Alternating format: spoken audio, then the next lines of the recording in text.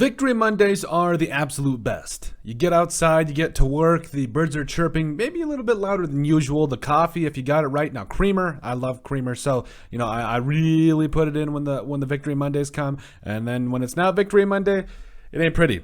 You're like, man, do I have to get up and get to work today?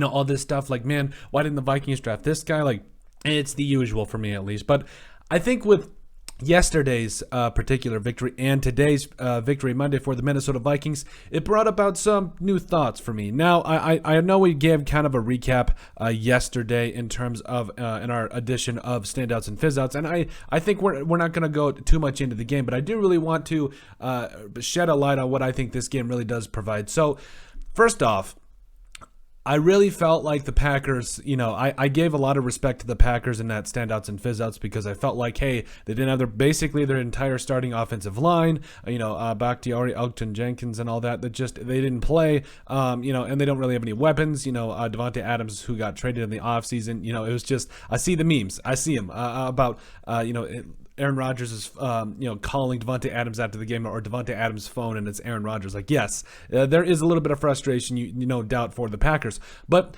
to me, I think it's really more about the Vikings side of things. So, Kirk Cousins, who has, I get the reason that this man has gotten a lot of hate for the Vikings over the years. He's highly paid. The Vikings haven't done a lot while he's been at the helm. Been in the playoffs once in the last 3 or 4 seasons, and it just hasn't been pretty. But at the same time, I think this is a new era for the Vikings because for years we watched what Mike Zimmer did for this team. Now, I was actually one of the last few standing for Mike Zimmer when it was all said and done because I felt like he was the guy that got us out of the Leslie Frazier days, the drinking NyQuil before games and everything. There wasn't a lot of excitement on the Vikings defense. And then in came Mike Zimmer, who, in my mind, really gave the shot in the arm for the Vikings defense that they needed, and I really felt like that was a new era, but it really wasn't what the Vikings needed because on the offensive side of the football, I felt like the Vikings, they needed to be aggressive for a long time, like they needed to go out and do something, and that's exactly what Kevin O'Connell did. And I think at the end of the day, when you take a look at this matchup and when you take a look at what happened in this game, when you guys look back at the highlights of NFL Week 1, Vikings versus Packers or Packers versus Vikings, however they have it titled, I want you to watch just how different this Vikings team is because Kirk Cousins stood in that pocket. He delivered absolute darts. I know I'm not talking about cigarettes. I'm talking about just nail drivers the entire game. And it was like, it wasn't it wasn't necessarily a different version of Kirk Cousins. We've seen glimpses of him over the last couple of years, but you got to be honest with yourself when you talk about all the different great things that came out of this game. He stood in the pocket. He was able to deliver throws. He had time. That offensive line looked pretty good. And Ed Ingram, yes, I know he's a rookie. There's going to be growing pains, but just let him get his grips about him. I mean, come on. Are we really going to sit here and get frustrated with the man after one game when we watched Garrett Bradbury get bench pressed?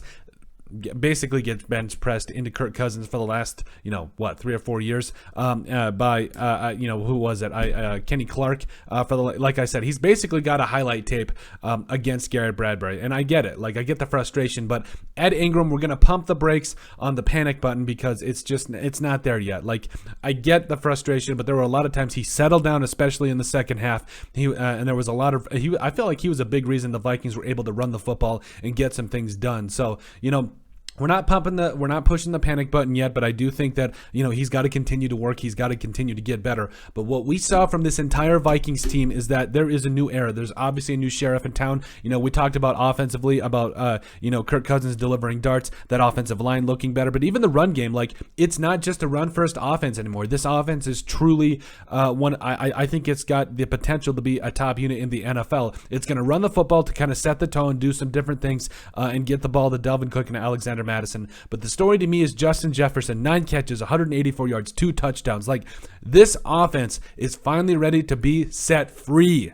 Set free. I mean, Jefferson had his day, but there's no way you're going to tell me that Adam Thielen is going to, we're going to expect 3 catches for 36 yards from Adam Thielen the rest of the year. No, absolutely not. KJ Osborne only had 3 catches for 14 yards. I think one of those catches, too, was because I think Ed Ingram let up a pressure that led to Kirk Cousins having to get rid of the football and just check it down to KJ Osborne, who, you would like to see him make a play in that situation on third down, but it is what it is. I was just happy he didn't drop it. But overall, this offense is too dangerous. Then I think that's what Kevin O'Connell, Kwesi Adolfo-Manson, and company are realizing, that this offense is too good not to be able to unleash it and be more aggressive. And I love it. I absolutely love it. I think the Vikings have needed to be aggressive for a long time. And, you live by the sword, you die by the sword. And here's the thing. I'm willing to go down swinging. If the Vikings just cannot find to see anything, to get anything going, if they just can't get anything done, I would much rather lose by that amount. I would much rather lose by that account,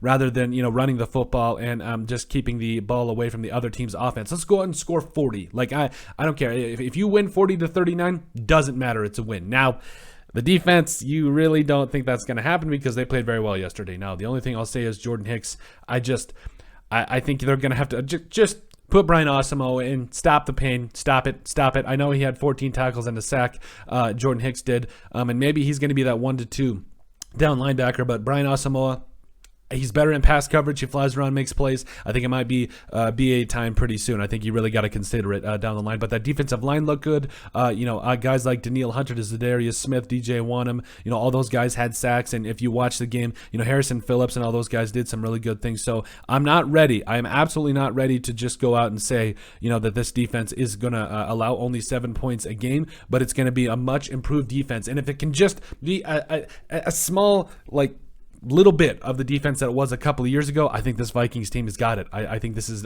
more than a new era for the Minnesota Vikings, and I think it's time that, it's not bad to get a little excited. Like I said, Victory Mondays are the best time of the year and the best thing for the week, but I think that this is truly what signifies a new era for the Minnesota Vikings. But let us know what you guys think about the big win and the new era in the Twin Cities. Make sure you guys like and subscribe down below. Leave a like and a comment. It helps people find the show. We greatly appreciate all the support that we've gotten and continue to get. You guys are truthfully awesome. We love every single one of you. Down in the description below, you'll find all of our social media platforms, so give us a like and a follow there. Also, remember to give us a listen and sub on iTunes. And finally, if you have anything else you'd like us to cover, send us an email at thesportsbp@yahoo.com or put it in the comment section down below, and we would love to cover it. But let us know what you guys think about it being a new era for the Minnesota Vikings.